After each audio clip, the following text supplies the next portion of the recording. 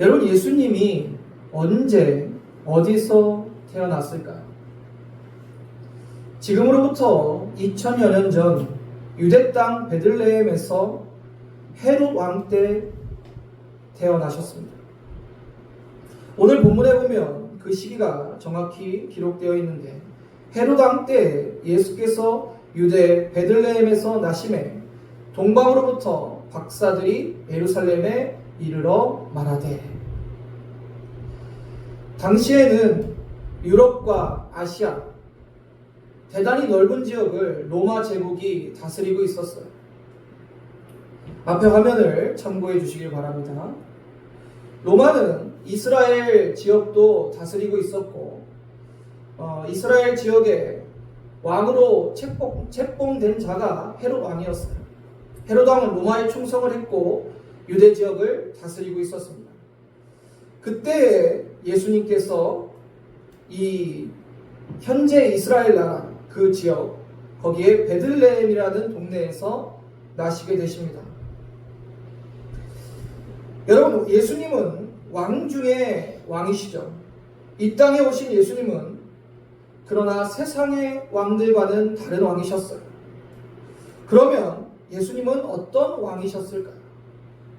당시에 유대인들은 어떤 왕을 원했을까요?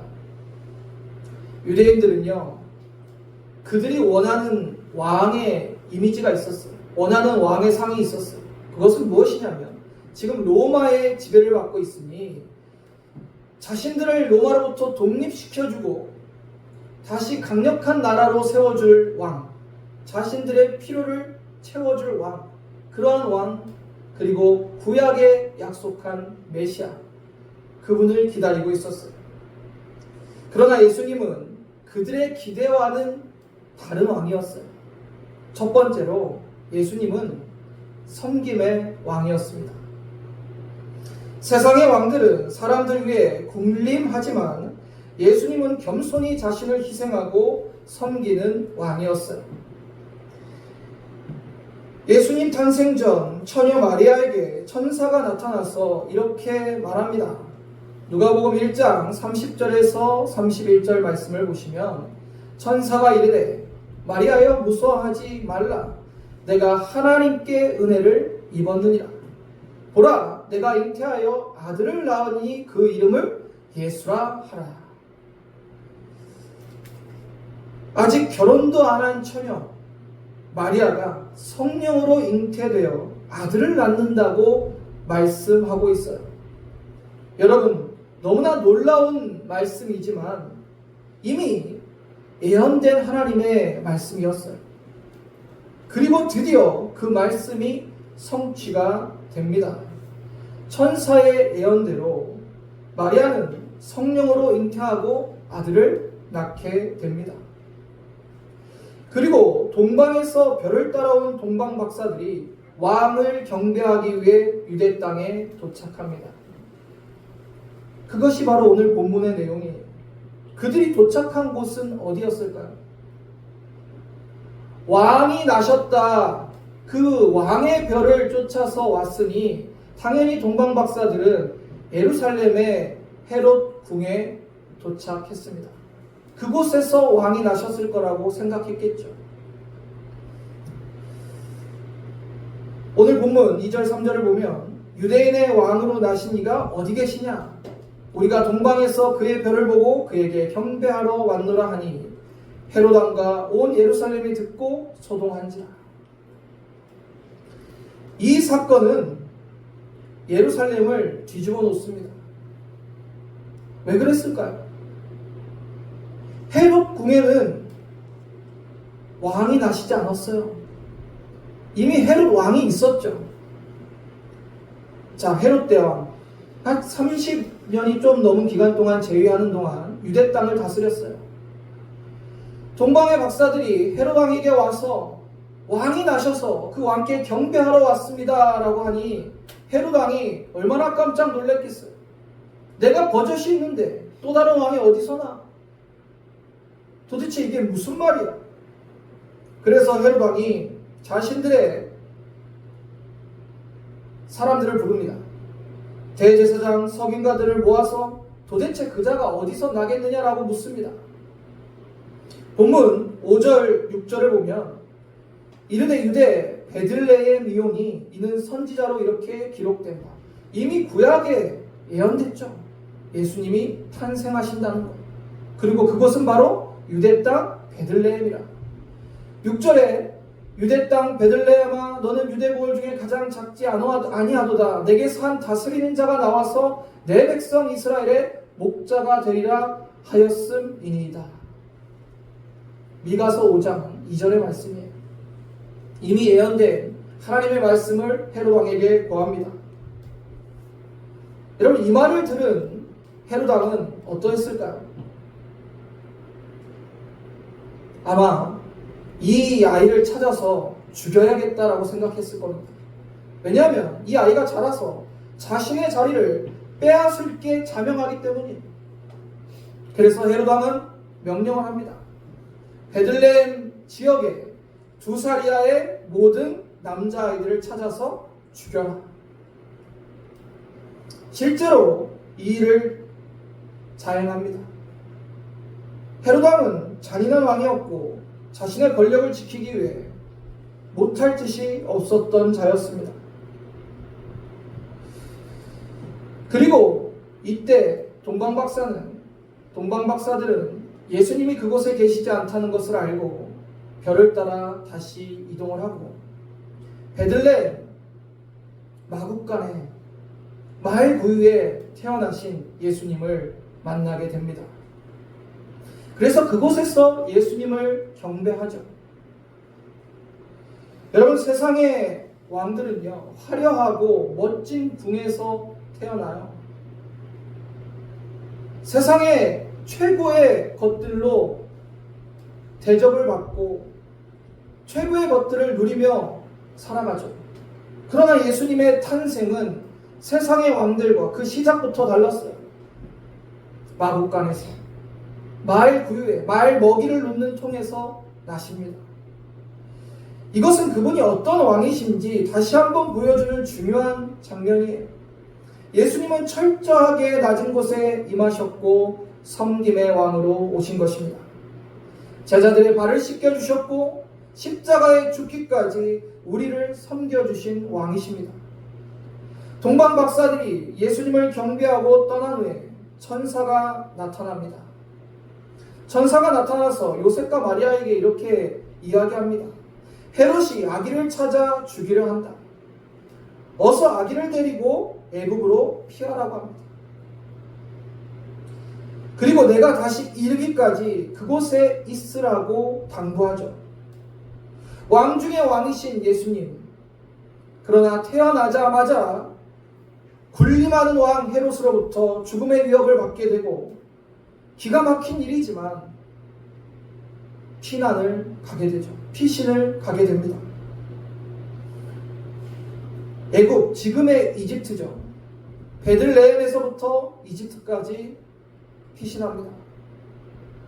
그리고 천사가 다시 돌아오라고 할 때 나사렛으로 돌아와 예수님은 성장하게 되죠. 예수님은 공생애를 시작하시기 전까지 목수의 삶을 사셨고, 그리고 예수님은 장성하신 이후에 공생애를 시작하시게 됩니다. 그리고 이렇게 말씀하십니다. 회개하라, 천국이 가까워 왔노라. 지금부터는 우리 예배 후에 단체 영화 관람을 한 킹 오브 킹스의 장면들을 보면서 계속 설교를 이어가겠습니다. 예수님은 장성하여 이제 공생애를 시작하시고 그분이 어떤 왕인지 다시 한번 보여주시기 시작합니다. 두 번째로 우리가 기억해야 될 것은 예수님은 사랑의 왕이셨어요. 예수님은 힘으로 지배하는 왕이 아니셨고 사랑으로 다스리는 왕이셨어요. 그분은 사람들의 고통을 아파하셨습니다. 사랑으로 우리를 대해주셨어요. 먼저 예수님은 공생애를 시작하시면서 12제자를 모읍니다. 12제자를 모으시고 그들과 함께 천국 복음을 전파하기 시작합니다. 그들의 직업은 다양했습니다. 고기를 잡는 어부들도 있었고, 세금 징수원도 있었고, 로마로부터 독립을 하는 극렬 열심 당원도 있었습니다. 직업은 다양했지만 예수님은 그들을 제자로 부르십니다.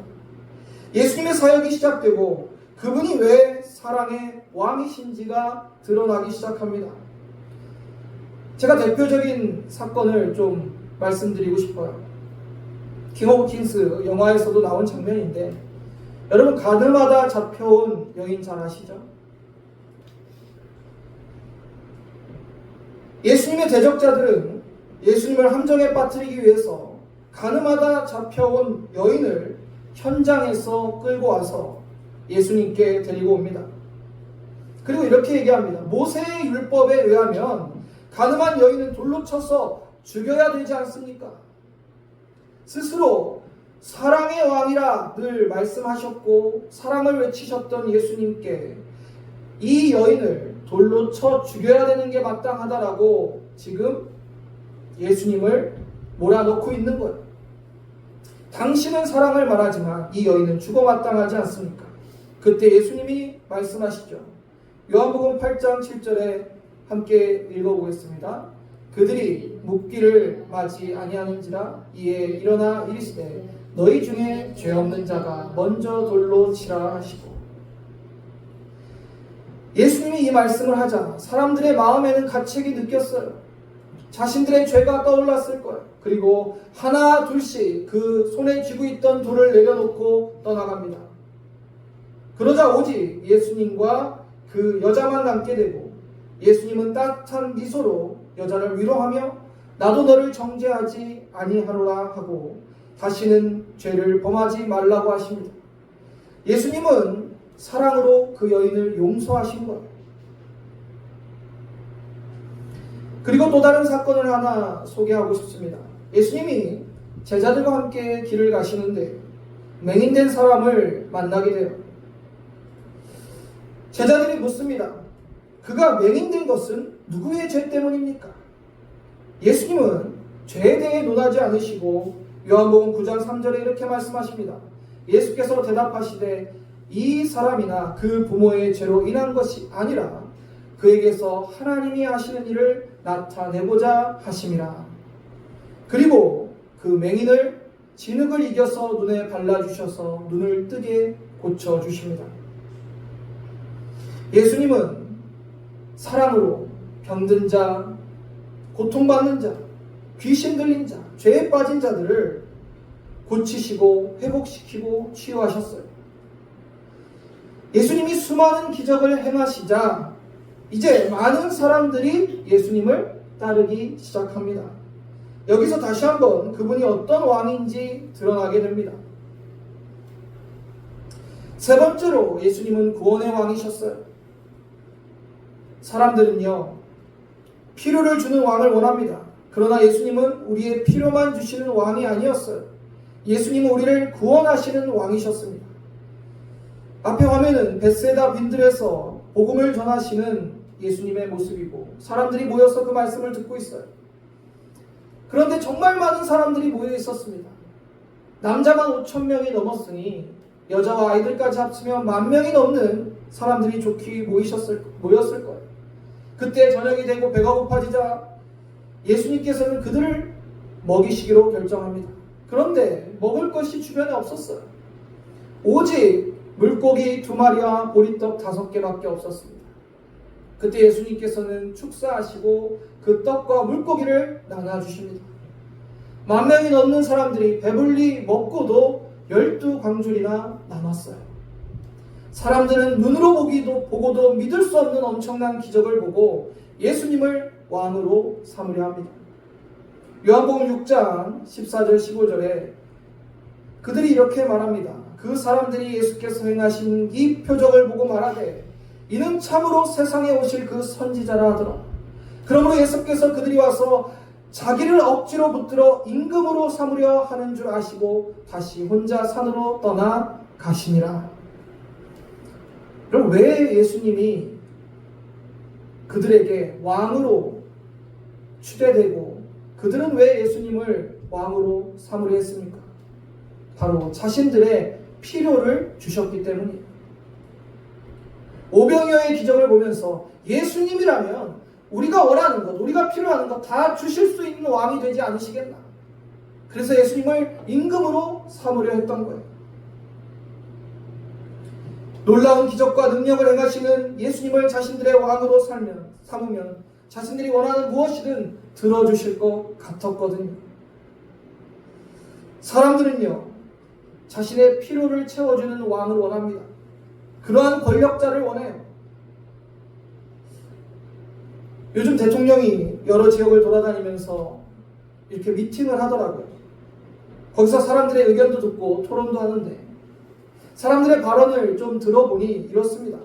거의 대부분이 자신들의 필요를 좀 해결해 달라는 내용이에요. 자영업자들은 빚을 좀 탕감해주고 장사를 좀 잘 되게 해달라고 요청을 하고, 젊은 청년 공무원은 내가 받는 실수령액이 너무 작기 때문에 처우 개선을 요청합니다. 이것이 권력자들에게 원하는 일반 백성들의 모습이에요. 예수님 당시에도 사람들은 예수님이 그런 왕이 되어주시기를 원했어요. 로마로부터 독립시켜주시고 강력한 나라와 자신들이 원하는 것을 주시는 왕. 그러나 예수님은 어떤 왕이셨습니까? 우리를 구원하러 오신 왕이셨어요. 이제 예수님은 이 땅에 오신 진짜 목적을 드러내십니다. 제자들에게 십자가의 순환과 부활을 예고하시는 거죠. 제자들은요, 예수님을 따라오면서 그것을 기대했어요. 세상의 백성들과 다르지 않았습니다. 자신들을 다시 위대한 나라의 백성으로 만들어 주시기를, 자신들이 원하는 것을 채워주시기를. 그러나 예수님은 다른 말씀을 하십니다. 나는 십자가를 지기 위해 이 땅에 왔다. 난 너희를 죄에서 구원하기 위해서 이 땅에 왔다. 예수님의 진짜 목적을, 그분이 어떤 왕이신지 드러내자 이제 극렬히 대립하기 시작합니다. 누군가에게는 구원이었으나 누군가에게는 위협이 되는 존재가 바로 예수님이 되신 거죠. 당시 기득권층이었던 대제사장, 바리새인, 서기관들에게 예수님은 반드시 제거해야 될 존재가 되었어요. 왜냐하면 자신들이 가진 권력과 지위를 위협하는 존재, 예수님의 인기가 높아지니까 사람들이 예수님을 자신들의 왕으로 삼고 자신들의 그 모든 지위와 누리고 있던 것을 빼앗길 거라는 위기에 직면하게 된 거죠. 이러한 팽팽한 긴장에 불을 지피는 사건이 발생을 합니다. 그게 무슨 사건이었죠? 바로 성전 정화 사건입니다. 종교 지도자들은 성전의 장사꾼들과 결탁해서 하나님께 바치는 제물을 사고 팔고 환전하며 막대한 수익을 누리고 있었어요. 예수께서는 그런 광경을 보시고 분노하시며 상을 뒤엎고 장사꾼들을 쫓아내시며 이렇게 말씀하십니다. 마가복음 11장 17절, 이에 가르쳐 이르시되 기록된 바 내 집은 만민이 기도하는 집이라 칭함을 받으리라 하지 아니하였느냐. 너희는 강도의 소굴을 만들었도다 하시매. 하나님께 예배하고 기도하는 성전을 강도의 소굴로 만들었다라고 주님은 강하게 질책하십니다. 그때 대제사장과 서기관들은 어떻게 반응했을까요? 마가복음 11장 18절에 대제사장과 서기관들이 듣고 예수를 어떻게 죽일까 하고 꾀하니 이는 무리가 다 그의 교훈을 놀랍게 여김으로 그를 두려워함이라. 드디어 팽팽했던 긴장이 폭발하며 대제사장과 서기관들은 예수님을 죽이기로 작정합니다. 그리고 예수님께 두 가지 제목을 붙입니다. 어떠한 제목이었죠? 제사장들이 생각하는 제목은 두 가지였어요. 신성모독죄, 영모죄. 신성모독죄, 스스로 하나님의 아들이라고 해서 신성모독을 했다. 두 번째는 사람들이 예수님을 유대인의 왕이라 한 것을 트집잡아서 로마 황제를 욕보였다는 죄의 명이었습니다. 그러나 예수님은 이 또한 하나님의 구속의 과정인 걸 아셨어요. 그래서 십자가를 지시기 전에 제자들과 최후의 만찬을 하시며 가룟 유다에게 말씀하십니다. 내가 할 일을 해라. 가룟 유다는 은 30냥에 예수님을 팔아 넘깁니다. 그리고 검과 뭉치를 든 병졸들이 예수님을 체포하고 끌고 가서 채찍으로 내려치고 십자가를 지게 합니다.